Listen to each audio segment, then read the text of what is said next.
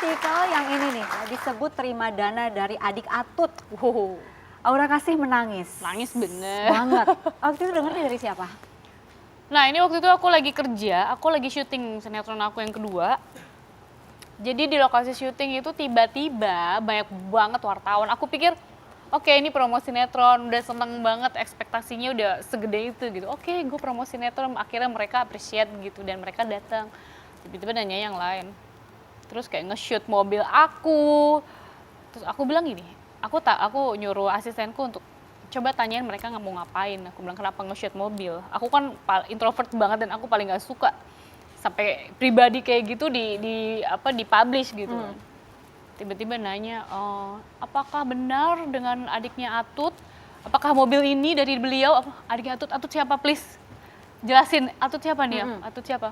Ratu Atut yang di Banten. Oh gubernur waktu itu, gubernur kan? Oh gubernur terus, aku bilang. Iya katanya Aura menerima uang hasil korupsi ya?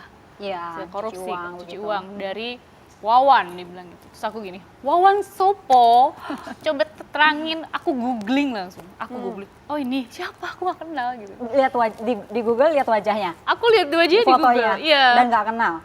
Gak kenal sama sekali. Apa sih, aku bilang apa gini sama mereka, kalau mau nanya, be smart.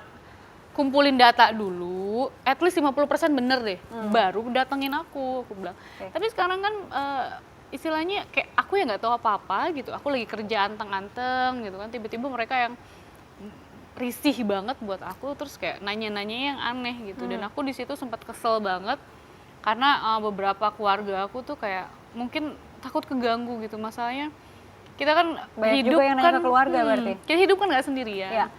Dan karakter per orang itu kan beda, ada yang cuek, ada yang mungkin nggak mungkin dia seperti itu, nanya dulu, konfirmasi dulu seperti apa yang benar, ada yang orang langsung ngejudge gitu. Nah ini bahaya banget buat orang-orang yang ngejudge sembarangan, oh pasti bener tuh gitu, dan itu nanya-nanya sama keluarga aku gitu.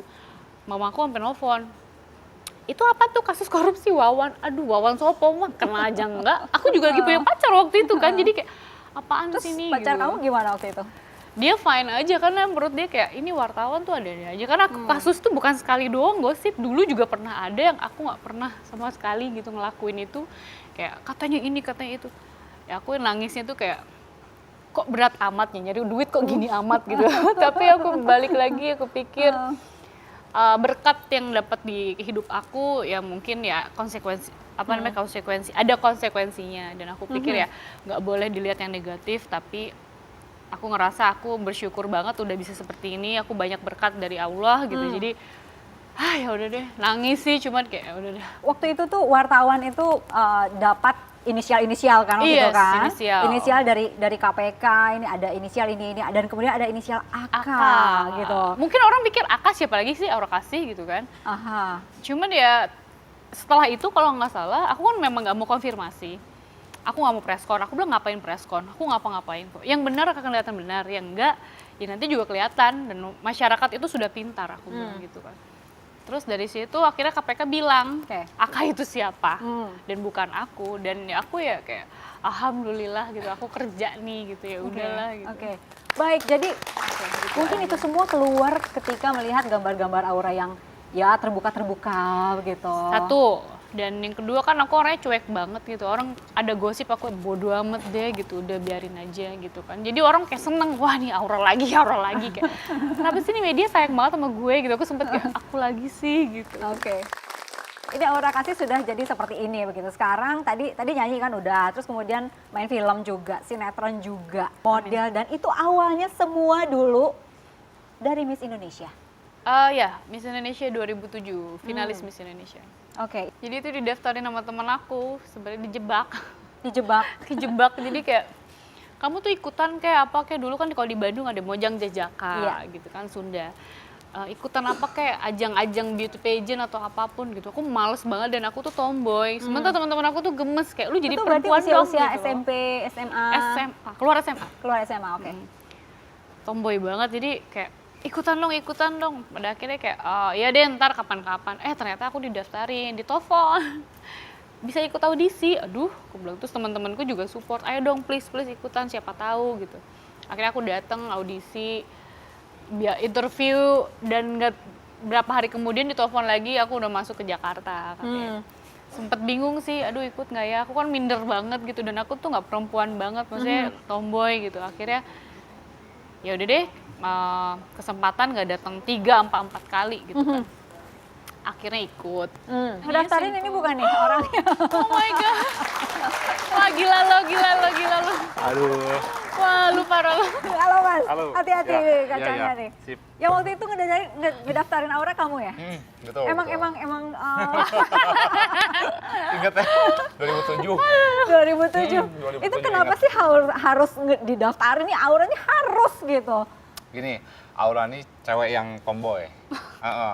Dia Sekarang enggak sih, sebenarnya udah nggak kelihatan Masih kalau sih sekarang. sebenarnya.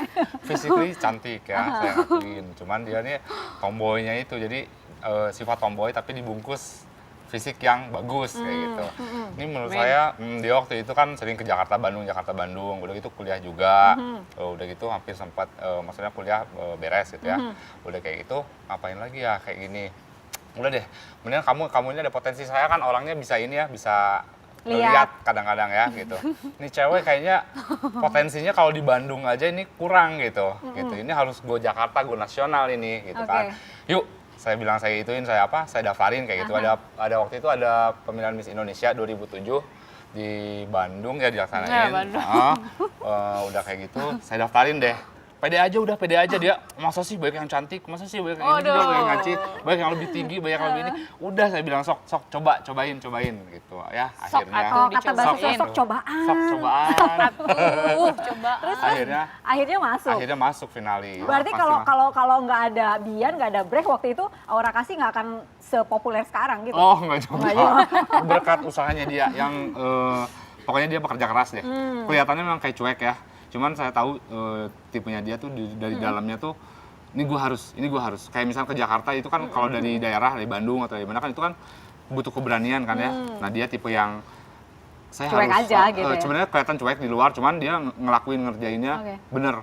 Saya harus ke Jakarta, saya harus sukses, saya harus ini gitu dia. Gitu, kelihatan. Tapi Aura bener nih, kalau Bian waktu itu nggak ngedaftarin Miss Indonesia, sekarang kira-kira nih Aura jadi apa sekarang? Pegawai negeri. Kayak papinya, kayak papa. Pegawai negeri, nggak beneran? Iya, aku dulu sekolah kan sekretaris kan, terus keluarga aku tuh banyak kerja kayak di kantor wali kota gitu loh. Mereka tertarik dengan politik kayak gitu-gitu kan. Bapakku juga kan di pegawai negeri juga, jadi aku pikir oke deh, cari kerjaan yang tenang-tenang aja pegawai negeri. Kalau dia nggak daftarin mungkin kenapa sih gue di sini gitu.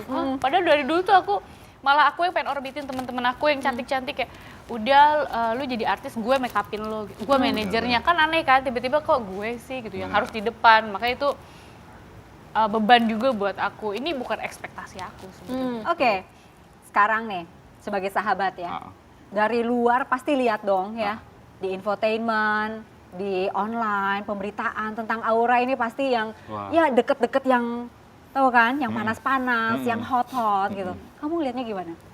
Saya ngelihatnya cuek aja. Saya ngelihatnya gimana ya? Yang penting kok mereka lihat aku cuek sih, jadi kayak oh ya udah. Iya, sebagai sahabat gitu ngelihatnya. Saya suka ngingetin dia.